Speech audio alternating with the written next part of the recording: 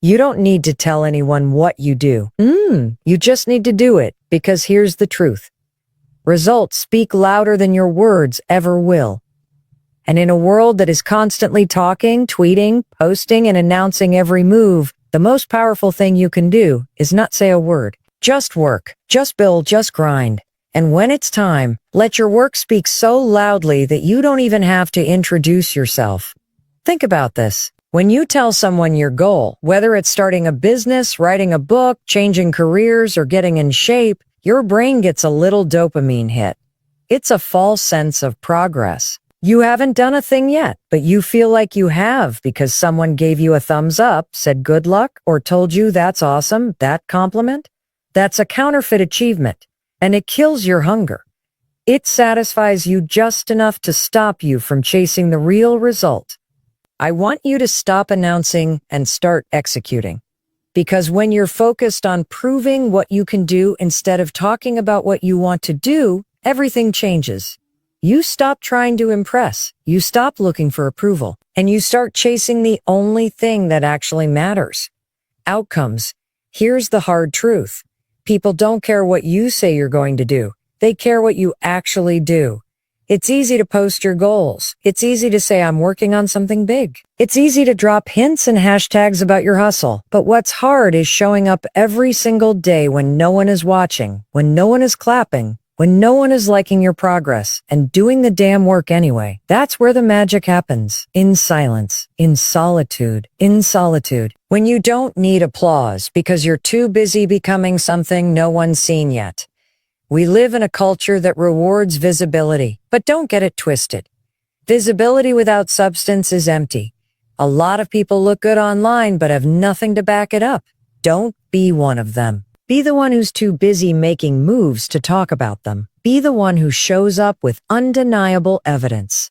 The one who walks into the room and doesn't have to say a word because their presence, their results, their energy speaks for them. When you stay silent about what you're working on, two powerful things happen. First, you stay focused. You're not distracted by feedback or doubters or even fans. You don't have to defend your vision to people who don't understand it. And second, you build confidence. Not the fake kind that comes from likes or attention. I'm talking about real confidence. The kind that comes from knowing deep down that you're doing the work. This is why I tell people all the time. Stop broadcasting, start building, stop updating people about every step. Hey, let them see it when it's done. Let them see it when it's undeniable. Let them be shocked. Let them ask, when did that happen? And you just smile because you know exactly when it happened. It happened at 5 a.m. while they were sleeping. It happened on weekends while they were partying. It happened during the late nights, the early mornings, the days you wanted to quit but didn't. If you really want to impress people, don't tell them what you do. Show them the results. Let your transformation speak for you. Let your business growth speak for you. Let your new mindset, your new body, your new reality speak for you. People respect action. People trust results. And the most powerful people in the room, they don't brag. They don't explain. They don't perform. They deliver. So stop talking about it. Start being about it. Start being about it. And when you walk into the room, let your results introduce you before you ever say a word. There's a powerful reason you should build momentum in silence. It's not just about protecting your dreams. It's about protecting your psychology. When you keep your goals to yourself and work on them privately, something transformational happens. You stop getting distracted by the need for recognition, and you start locking into the real work, the work that matters, the work that moves the needle. And more importantly, you build the kind of internal pressure and mental discipline that fuels real momentum. Here's what most people don't realize. When you talk too much about your goals, your brain can actually trick you into feeling like you've already accomplished something. It's a psychological phenomenon known as social reality. The moment you say, I'm going to start a business, or I'm writing a book, or I'm training for a marathon, and someone praises you or reacts with excitement, your mind gets a hit of dopamine. That chemical rush makes you feel good. But here's the trap. It also makes you feel like you've made progress when you haven't. That little bit of praise, that recognition, it's dangerous. Because it satisfies the same part of your brain that's supposed to fire when you actually achieve something. And if you're not careful, you'll trade the pursuit of your goals for the perception of progress. You'll start chasing compliments instead of results. You'll start performing for applause instead of grinding for greatness. That's how people stay stuck. That's how dreams fade out before they even start. When you stay silent, you cut off that false reward system. You remove the distraction of external approval and instead build an internal drive. You put yourself in a position where the only thing that matters is forward movement, not opinions, not praise, not likes, just raw, focused effort. And that's when you become dangerous, because silence breeds pressure, and pressure, when it's internal, is one of the most powerful forces you can harness. It creates a kind of quiet accountability. You know what you're doing. You know what you've committed to.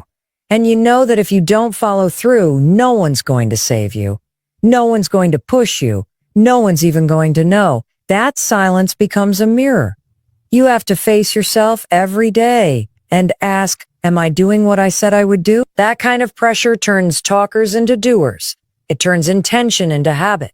It forces you to rise, to focus, and to move. There's another benefit to building in silence. It protects you from doubt, because the moment you open your mouth, the world has something to say. People will project their fears onto you. They'll question your timing. They'll challenge your ability. They'll ask things like, are you sure you can do that? Or do you think that's realistic? And here's the thing, they're not always trying to hurt you. Most of the time, they're just reacting from their own limitations. But that's the problem. Once those seeds of doubt are planted, it's hard to shake them. Even if you're confident, even if you're prepared, a single what if from the wrong person can derail weeks of momentum. So protect your energy. Protect your ambition. Work quietly, not because you're hiding, but because you're building something that deserves protection. Your vision isn't up for public debate. It doesn't need validation to be real. It just needs your commitment, your discipline, and your focus. Silence is where you sharpen your edge. It's where you get clear. It's where the noise of the world fades and the voice in your head gets louder. The voice that tells you to keep going. The voice that says, you've got this. The voice that believes in what's possible long before anyone else sees it. Momentum doesn't come from announcing what you're about to do. It comes from doing it. Every day, quietly, relentlessly. While the world sleeps, while others talk, while everyone else is watching the scoreboard, you're in the gym, in the lab, in the trenches, stacking the kind of progress that can't be faked. And when it's ready, when you're ready, people will see it. They'll feel it. They'll ask how you did it. And you won't need to explain, because your results will be undeniable. So stop telling, start building. Let your silence build pressure. Let that pressure create momentum, and let that momentum carry you to a level no one saw coming, except you. Not everyone deserves access to your vision. That's a lesson you learn the hard way when you start sharing your goals and get hit with criticism, doubt, or worse, silence. Your vision, your dream, your mission, it's not public property. It's not a press release. It's not something you hand over to anyone who asks, or to people who haven't earned the right to hear it. It's sacred. It's fragile in the beginning, and if you don't protect it, you risk letting the wrong energy in before your dream even has a chance to grow. When you're excited about something, it's natural to want to talk about it. You're inspired, you've got momentum, and you want to share. But inspiration is vulnerable. It's like a flame, and the wrong conversation, the wrong reaction, the wrong person can snuff it out before it catches fire. Not because they're trying to hurt you, but because they don't see what you see. They can't. It's your vision, not theirs. You have to understand that people interpret your goals through their own fears, their own limitations, and their own experiences. When you say, I'm going to start my own business, someone who's never taken that risk might respond with, what if it fails? Not because they hate you, but because they would never do it. When you say, I'm training for a marathon, someone who hasn't run in years might say, that's a lot of work. Because to them, it is.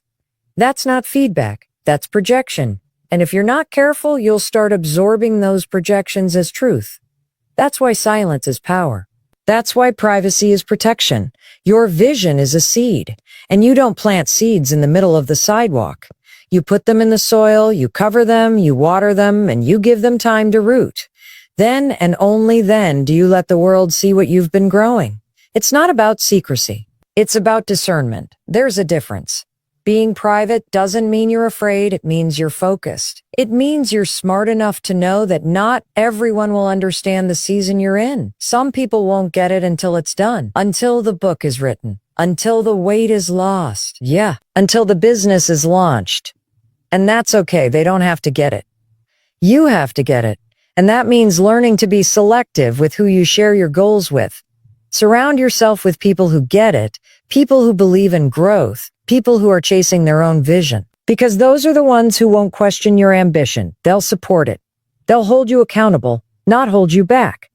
They'll pour gasoline on your fire, not water. Look, the early stages of because when you finally emerge, when you finally reveal what you've been building, it's not just another plan. It's proof. You don't owe the world an explanation so stop broadcasting every move. Stop leaking energy through unnecessary updates. Protect your focus like your life depends on it, because in a way it does. Your future depends on what you're willing to tune out so you can lock in. Let others talk. Let them wonder.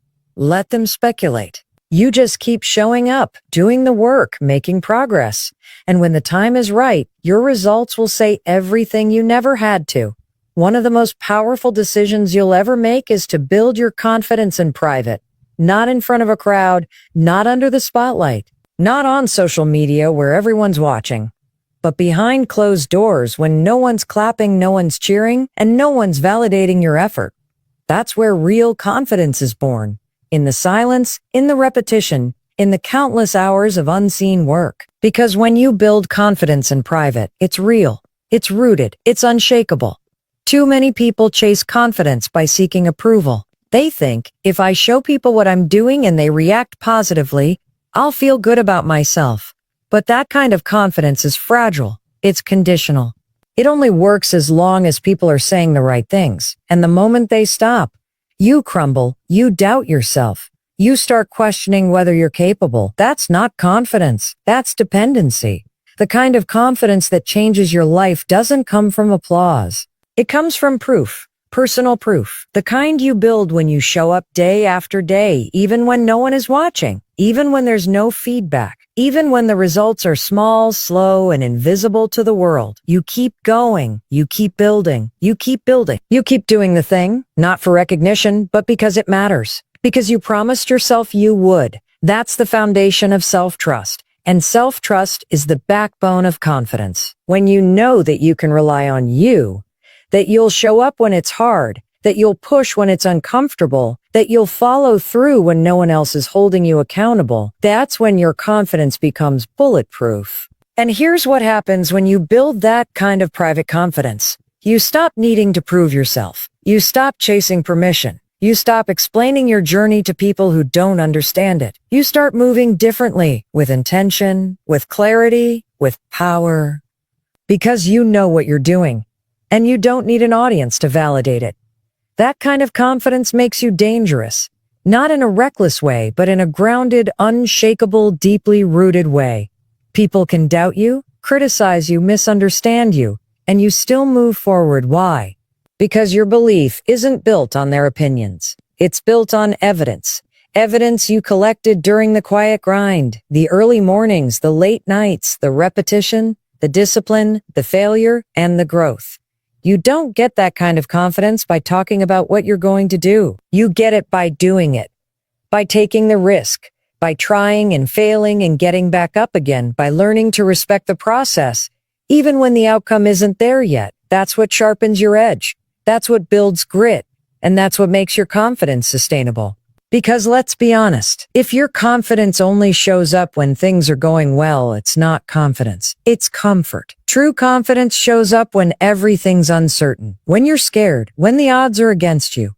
You don't need to announce every step in order to prove you're working. The work proves itself. The results will come. And when they do, they'll be undeniable. That's the beauty of quiet execution. It's not loud, but it's effective. Let people underestimate you. Let them assume you're standing still. That's another benefit of being unpredictable. While they're watching your last move, you're already making the next one. You're not trying to convince anyone. You're not trying to impress.